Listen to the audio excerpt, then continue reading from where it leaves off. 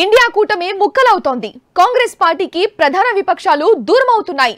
మమతా బెనర్జీ, అరవింద్ కేజ్రీవాల్ టాటా చెబుతున్నారు. నితీష్ కుమార్ కూడా good bye చెప్పి మళ్లీ బీజేపీతో చేతులు కలుపుతున్నారు. ఇలా ఒకరొకరే తప్పుకోవడంతో కాంగ్రెస్ పార్లమెంటు ఎన్నికల్లో ఒంటరి పోరాటం చేయాల్సిన పరిస్థితి ఏర్పడింది. జాతీయ విపక్ష కూటమి బీటలు వారడం బీజేపీకి ప్లస్ పాయింట్ గా మారింది. రామ మందిరం సాకారం కావడంతో ఉత్తరాదిలో కాషాయానికి హిందూ ఓటు బ్యాంకు మరింత పెరగనుంది. హిందుత్వ బీజేపీని ఎదుర్కోవాల్సిన సెక్యులర్ పార్టీలు తమ సొంత ప్రయోజనాల కోసం కాంగ్రెస్ ను ఏకాకిని చేస్తున్నాయి. కేంద్రంలో బీజేపీని గద్దె దింపడమే లక్ష్యంగా గత ఏడాది జూలైలో ఇండియా కూటమి ఏర్పడింది. పట్టుమని 6 నెలలు కూడా తిరగక ముందే పార్టీలు తమ దారి తాము చూసుకుంటున్నాయి. కూటమి పగ్గాలను కాంగ్రెస్ చేపట్టడం కొన్ని పార్టీలకు నచ్చడం లేదు. పొత్తు కింద సీట్లు పంపకంలో పేచీలు వస్తున్నాయి. కూటమిలో ఉన్నది చాలా వరకు ప్రాంతీయ పార్టీలు కాబట్టి అవి ఎప్పట్లాగే తమ ప్రయోజనాలకు తగ్గట్టే వ్యవహరిస్తున్నాయి. ఇండియా కూటమి చైర్మన్ గా కాంగ్రెస్ జాతీయ అధ్యక్షుడు మల్లికార్జున ఖర్గేను ఇటీవల ఎన్నుకున్నారు.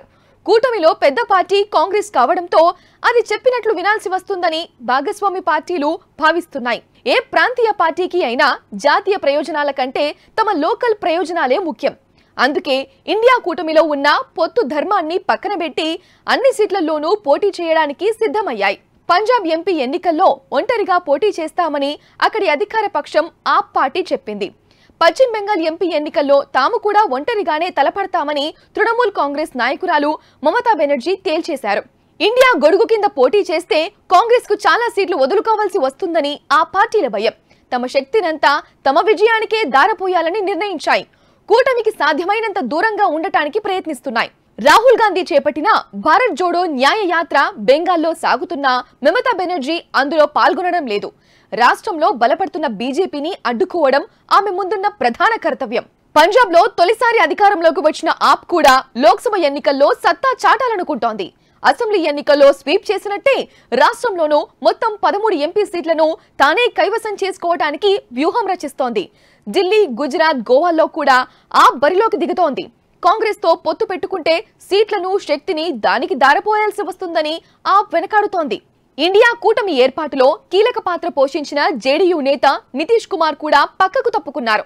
నిలకడలేని నితీష్ తన సీఎం పీఠాన్ని కాపాడుకోవడానికి మళ్లీ ఎన్డీఏ పంచన చేరుతున్నారు.